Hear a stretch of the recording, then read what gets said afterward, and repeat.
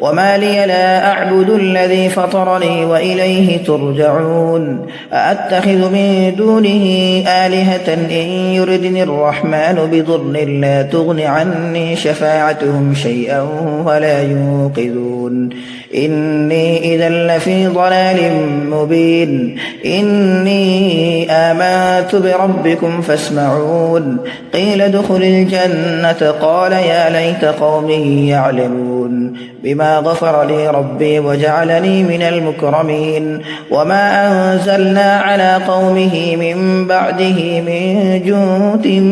من السماء وما كنا منزلين إن كانت إلا صيحة واحدة فإذا هم خامدون يا حسرة على العباد ما يأتيهم من رسول إلا كانوا به يستهزئون ألم يروا كم أهلكنا قبلهم من القرون أنهم إليهم لا يرجعون